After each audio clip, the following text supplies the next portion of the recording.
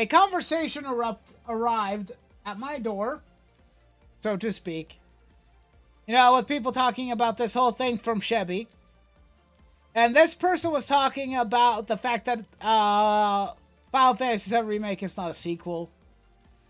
The same story as OG with parts expanded on from the books. The devs have stated this for years. Why is it so hard for people to understand? And I'm going to be honest. The reason why it's so hard for people to understand that there are books that are expanded on is because Square is terrible at their job. Square is just bad at storytelling sometimes. You know? They're really bad at this. This is one of my many gripes with modern Final Fantasy or Square in general. They are not very good communicators. Yes, the creators might say, oh, this is expanding on stuff that we wrote in books and other sorts of media. But I would point out the same thing that happened during Final Fantasy 15. If it's supplementary material that is not easily accessible for other people, most people are going to ignore it. Even if it's Japan. Well, the funny thing is, this isn't Japanese only material. But the truth of the matter is that, okay, for myself personally, I don't mind if you make supplementary material for something. If I love it, or if I love your original thing, I'll probably go and seek out your extra stuff. However, if important details and relevant information that is pertinent to a story or what we're doing is not in the main game, and it's equestered off to something else entirely, like a movie, anime, books, then why? Why isn't it in the main story? And in some cases, you know, you can maybe forgive it, but for 15, I can't forgive 15 for, leaving out crucial details and information that are relevant to the story. They put it in a movie, and they put it in, a bunch of, in an anime. And also some books, too, actually, even. Because, unfortunately, 15 was never fully finished. For example, we never got Before Crisis officially. Yeah, exactly. There's, because a lot of people are going to be looking for the official sources. They're not going to be looking for, random shit on a, server, or, they'll go and pirate it. They might want to, have an official way to access it. And even if the devs state that this is what they're talking about, it doesn't matter, because not everybody reads every single interview from every single dev. Because people either don't have the time or don't have the energy for it.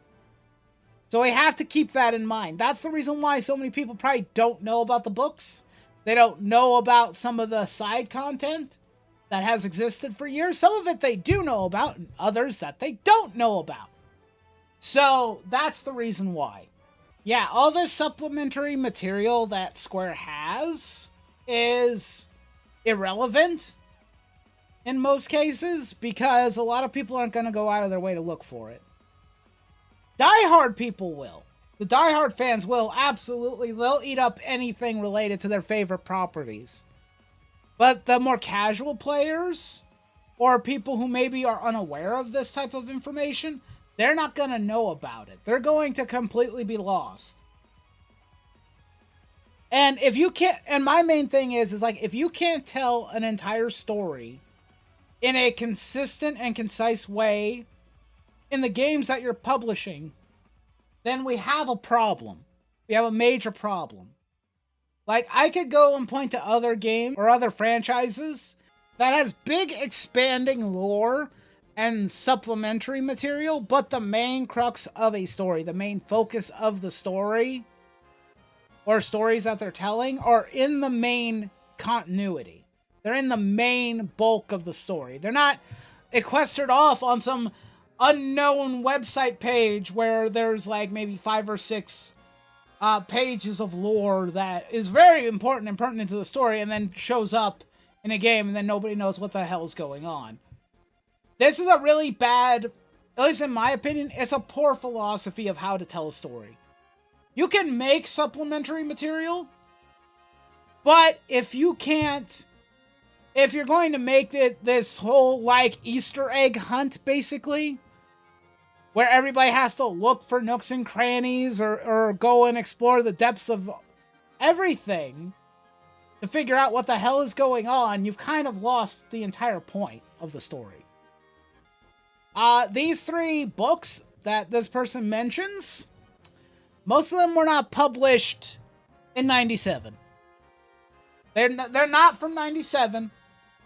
They're not from the original game. Now, some of the ideas in these books might, keyword on might have been like maybe some ideas that the original team had with their Bible. Maybe these were concepts and ideas that they wanted to explore but couldn't due to budget or limitations or whatever. But these books are superfluous. They don't really matter. Because if you can't explain it in the main media that you're trying to sell it to people, then it doesn't matter. It's superfluous. It doesn't count. And it isn't just that, like, the time when they came out. It's the fact that they do not matter. Like, because here's the thing. Oh, this book, On a Way to a Smile, is supposed to be a book to explain some of the events that happened before Advent Children. Right? That's what this book up here is. On a Way to a Smile is supposed to be to fill the gap between the 2 years between the original game and Advent Children. Okay? That's what it's for. But the problem is that you couldn't be bothered to put it in the media that was available first. Or at the very least, the media that you heavily advertised. Which is Advent Children. You couldn't be bothered. You couldn't be bothered to explain it in the movie, either because you just didn't have the money or the time. That's why Advent Children, as a movie, at least in some cases, doesn't make a lot of sense. Or it can make sense, but only if you add the supplementary material. It's bad storytelling. In my opinion, it's a bad choice. Like, if you're gonna go that deep, you might as well have made the movie, like, I don't know, like a 3-part epic or something. Make it a longer movie or put it in multiple episodes or multiple parts. And then culminate into, like, actual Advent Children. Because then that would make a lot.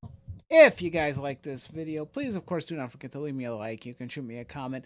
I am live over on Twitch every single week, at least 3 times a week. If you want to go and see me more, you want to hang out with me more, please go ahead and go and give me a follow. Links down below for the Twitch channel and for all my other socials. Please feel free to do that.